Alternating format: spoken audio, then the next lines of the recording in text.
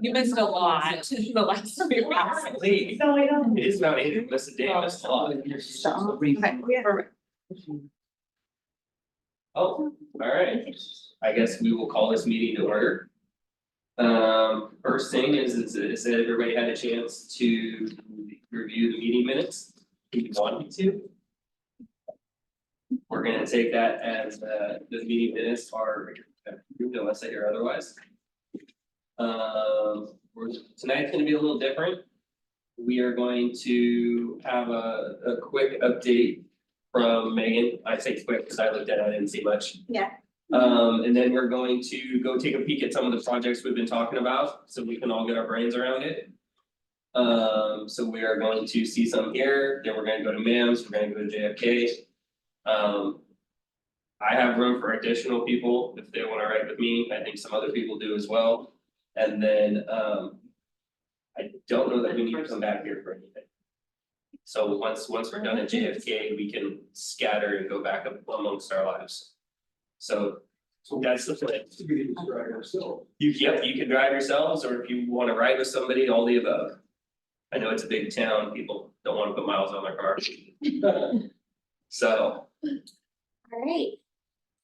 So for March's report, we'll jump into design activity status. Obviously, the program health is all still good for now. We haven't gotten too far into the projects, so nothing affecting budget or schedule or scope quite yet. But as far as design activities go, for the hard bid projects, the selected firm is Brick Architecture, and we're still in contract negotiations and fee negotiations with them. We're hoping to have that wrapped up by the end of this week and hopefully an executed contract by the end of the week. As far as the progressive design build team goes, the selected firm ended up being PNC Construction with Brick Architecture, so they're teaming up as the design build firm. The contract actually got sent this afternoon to them for signature. So we're expecting that to get wrapped up here pretty soon. But they wanted to get a jump on things early, so they've been doing some site walks. I know Brianne's seen us come through a couple times with big groups of people. So that collaboration has been really awesome to see already, just the leader and the architect working immediately together up front before pen hits the paper with the design. They're already brainstorming ideas back and forth and through constructability details. So really awesome to see that collaboration in place. As far as R&Ws that did the boiler replacement design, that bid was opened yesterday at 2 o'clock, and the apparent low bidder is DSL Builders for that project. So we say apparent because they were the low bid, but then there's some verification that we do just to make sure that they're insured, that they're licensed contractors, yada, yada. And so pending all of that verification, they'll be our selected contractor. And the contract was already part of the bid document, so there shouldn't be any issue there. They'll be able to sign it and pop them on board, which is really exciting because we definitely want to get that boiler and the hot water heater procured as soon as possible. But that is moving forward very nicely. There's going to be, I'll get into it a little bit. So for current site activities, it's still those ongoing site investigations with the progressive design build firm. We'll probably have another one early next week, and I'll notify the schools of that. Typically, we've been doing those on Thursdays, but again, those are just early investigations, not only with that team, but with some of their key trade partners that they're going to be bringing on. So last week, for example, they had an electrician with them, and then also a mechanical contractor. So just getting that early buy-in from all of the subs that they're going to have is going to be really great for the projects. As far as upcoming site activities, so for the boiler replacement project, we're going to be doing some limited asbestos abatement in that boiler room over spring break. It's going to be on March 25th. And that's just going to really help us get a jump on the summer work, so we don't have to wait for abatement before the contractor starts this summer. So doing it over spring break is definitely going to save some time. And then for spring break activities for the design build firm, we'll do some retro commissioning and testing and balancing of all of the equipment that's currently in place. And that's going to really help inform the scope of the mechanical work that needs to get done. With the retro commissioning, they test everything and it helps them identify all the things that are broken And then they can figure out what's gonna be those really big ticket items that we wanna tackle with the bond dollars. As far as safety updates, the biggest update is just again, the asbestos abatement that'll happen in the boiler room. Just nobody can enter that room while that work's going on, and then there's a clearance test that the contractor will do to make sure it's safe to re-enter. There's an attachment in here with the updated budget. So it just reflects escalated values for now. As we get contracts in place, those numbers will get solidified, but it also does show live expenses that are already incurred through invoices and contracts. And then there's also an attached program schedule, so that's gonna give you the overall target milestone dates that we're aiming for. Again, once contracts are in place and the contractor supplies their schedule to us, we'll plug that into the program schedule to get actual target dates. I don't have anything under items of importance.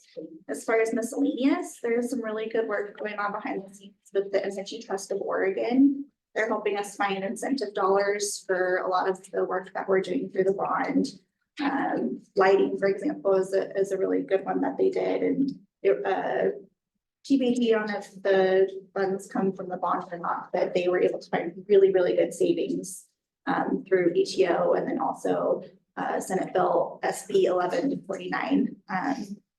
And then ETO is working with R&W Engineering to continue to do studies for all three schools to figure out incentives. And the really nice thing is that ETO actually funds those studies. So all the work that they're doing is paid for by ETO. We don't pay for it. For meeting calendars, we're still meeting with the core MASD team on Wednesdays at 3 o'clock. And then we're gonna start having an owner, architect, contractor, or OAC meeting every Thursday at 1 o'clock with our design build firm. And then I attached a couple photos. The first one, again, that was one of our first walks that we did with the architect and the contractor for the design build firm. And that's where I really witnessed just that early collaboration. They were looking at the windows and the designer was saying, oh, well, what if we do this and this? And the contractor brought up, well, that's going to be an issue because of this. So just having that collaboration is a really excellent example of why this project delivery approach is great for this project. And then the bottom one just shows, again, the electricians that were on site and the mechanical stuff that were on site. They were doing some of that early investigation as well with the design build firm. That's all I had for the report. Any questions? I have a question. A couple of the line items on the top of the budget, I just want to make sure I understand. Mhm. So, number one, obviously it makes sense, that was the bond plus the grant. Number two and three and four is where I have the question, so. The budget original, the 11.5, is that including bond premium, or is that? Where did the extra $500,000 come 11.5 is what, again, since the original budget values are reflecting our estimates, this is what we're thinking. Okay, we know our budget's 11 million. We think that realistically it might be closer to 11.5 million, but we're still waiting for those contracts to come in. And then as they come in, we'll update those numbers and have a better original budget value. But basically it gets broken down into things like abatement and commissioning and all that. So we just have some plug numbers in there based on projects. Okay, so that's not actually our original budget, that's like your original estimate. Original estimate, yeah. Okay, so. Original estimated budget. Sorry. Okay, yeah, let's add that, because I was like, we got an extra $500,000. And then and then I see program revenue. That is where you're talking about the.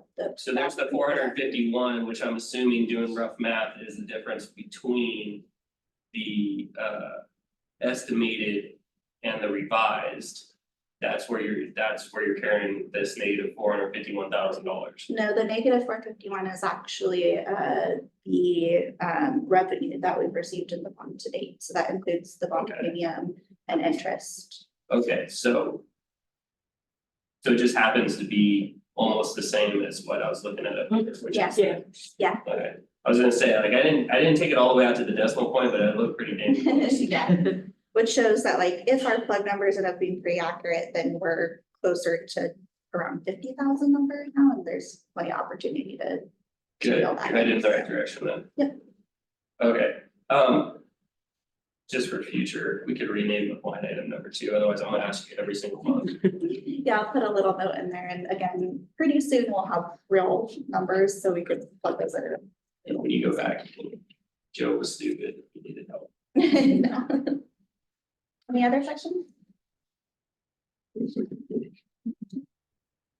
excited for our walk. Yes, so what are we looking at here first? To start with, Mary's, we're gonna go take a look at the case sighting. And then we'll head over to M's. People wrapping up in the stick.